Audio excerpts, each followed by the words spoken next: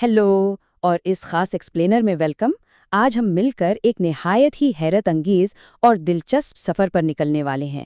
एक ऐसा सफ़र जो कायनात की बिल्कुल शुरुआत से लेकर इस गहरे खला से होता हुआ हमारे इस खूबसूरत सैयारे यानी ज़मीन तक फैला हुआ है।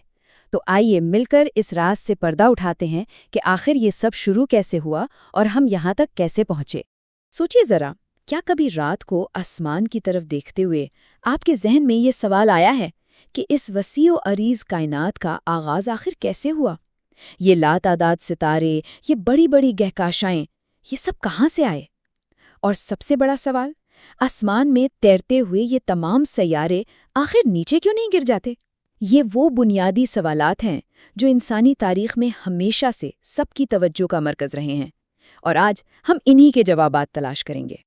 तो चलिए शुरू करते हैं पार्ट 1, कायनात का आगाज यानी हर चीज की पैदाइश। ओके, तो इसमें थोड़ा गहराई से उतरते हैं।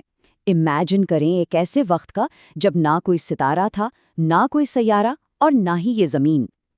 ठीक 13.8 अरब साल पहले कायनात का सारा मादा और सारी तवानाई एक निहायत ही छोटे और इंतहाई गर्म नुक्ते में सिमटी हुई थी। एक ऐसा पॉइंट जो आपके अंदाजे से भी छोटा था। फिर अचानक एक अजीम धमाका हुआ, जिसे आज साइंस की ज़बान में बिग बैंग कहते हैं। इसको समझने के लिए एक गुब्बारे की मिसाल ले लीजिए। जिस तरह एक छोटा सा गुब्बारा फुलाने पर तेजी से फैलता है और बड़ा होता जाता है, बिल्कुल वैसे ही ये कायनात उस एक छोटे से नुक्ते से फैलना शुरू हुई। बिग बैंग के फौरन बाद के लम्हात किसी मौजज़े से कम नहीं थे। इस अजीम धमाके के साथ ही अचानक बहुत सी नई चीज़ें वजूद में आईं। सबसे पहले स्पेस यानी खला तख्लीक हुई, फिर वक्त का आगाज़ हुआ और आहिस्ता आहिस्ता इस फैलते हुए मादा से सितारे और बड़ी बड़ी कहकशाएं बनने लगीं। और सोचें, हैरान की बात तो ये है कि कायनात का ये फैलाव अभी रुका नहीं है, बल्कि ये आज भी लगातार फैल रही है। अब आते हैं पार्ट 2 की तरफ, द इनविजिबल फोर्स, यानी एक ऐसी पोशीदा ताकत जो इन सब चीज़ों को आपस में जोड़ कर रखती है। कायनात सिर्फ तेजी से फैल ही नहीं रही, बल्कि इसके पीछे एक जादू जैसा असूल हर वक्त काम कर रहा है। एक ऐसा सिस्टम जहां कायनात की हर चीज किसी न किसी दूसरी चीज को अपनी तरफ खींच रही है। इस ना नजर आने वाली और खामोश ताकत को हम ग्रेविटी यानी कशिश शकल कहते हैं। ये एक ऐसी कुव्वत है जो हर चीज को एक दूसरे की तरफ खींचती है। मिसाल के तौर पर ज़मीन हमें और दूसरी चीज़ों को अपनी तरफ खींचती है, और इंटरेस्टिंगली हम भी ज़मीन को अपनी तरफ खींचते हैं। बिल्कुल इसी तरह सूरज की ग्रेविटी तमाम सैयारों को अपनी कशिश में बांधे रखती है। ये कशिश का एक बड़ा ही परफेक्ट मुसलसल निज़ाम है, और ये सब जाहिर करता है कि ग्रेविटी हमारे वजूद के लिए कितनी ज़रूरी है। अगर ये कुव्वत ना हो तो सोचिए, हम सब तो हवा में तैरने लगेंगे। ये ग्रेविटी ही है जो सैयारों को आपस में टकराने से बचाती है और उन्हें उनके मखसूस रास्तों पर रखती है। असल में ये एक ना नज़र आने वाली गोंद या इनविजिबल ग्लू की तरह काम करती है, जो इस पूरी कायनात को निहायत ही मुनज़्ज़म और तरतीब में जोड़कर रखती है।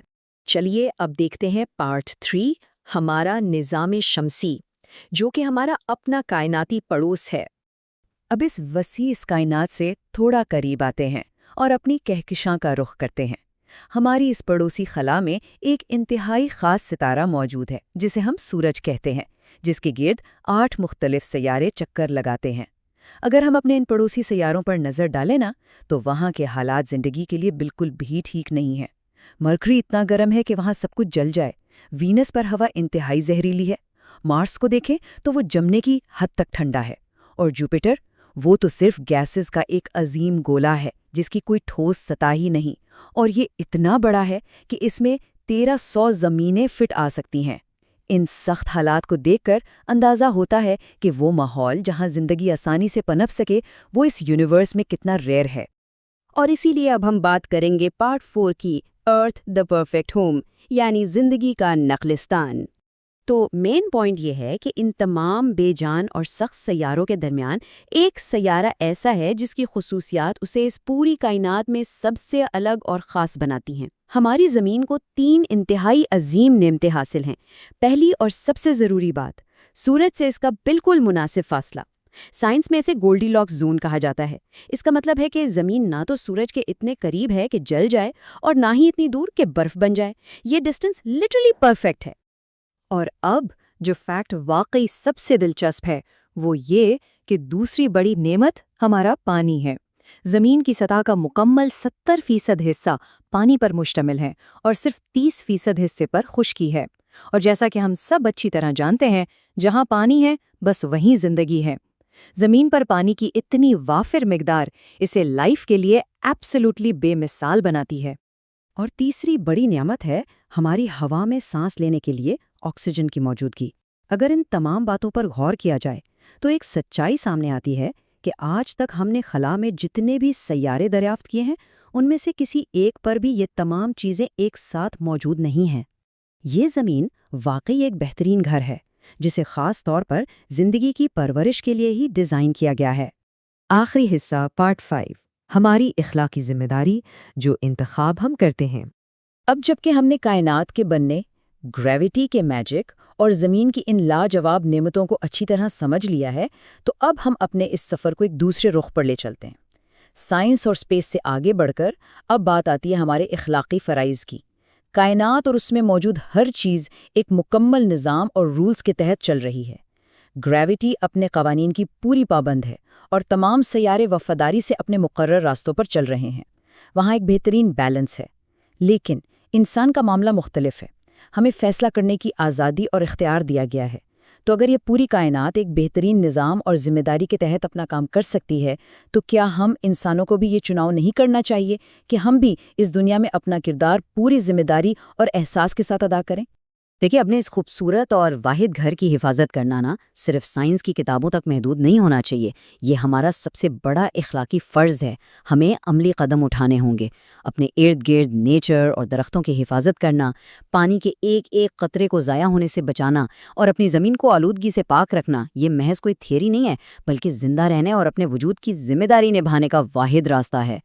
بگ بینگ کے اس عظیم دھماکے سے لے کر گریوٹی کی طاقت اور پھر اس زمین جیسی نایاب جگہ تک کا یہ پورا سفر ہمیں بتاتا ہے کہ ہر چیز کا ایک مقصد ہے۔ کائنات کا علم حاصل کرنا صرف ہماری جنرل نالج نہیں بڑھاتا، بلکہ اصل میں یہ ہمیں بہتر، باشعور اور ذمہ دار انسان بننے میں پوری مدد دیتا ہے۔ مکتبہ مورل کلاس روم کے ان سبق آموز سلسلوں کا بنیادی مقصد بھی بالکل یہی ہے کہ معلومات کے ساتھ ساتھ ہماری سوچ اور کردار میں بھی اضافہ ہو۔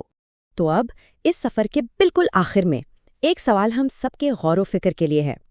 اگر یہ پوری کائنات ایک پرفیکٹ اصول اور نظام کے تحت اپنا کام اتنی خاموشی اور وفاداری سے کر رہی ہے، تو ہم اپنے اس آخری اور واحد گھر کو بچانے کے لیے آخر کیا راستہ چنتے ہیں؟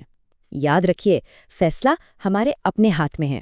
امید ہے آج کا یہ وضاحتی سفر آپ سب کو پسند آیا ہوگا۔ ہمیشہ سیکھتے رہیں، سوچتے رہیں اور اپنی اس خوبصورت زمین کا بہت خیال رکھیں۔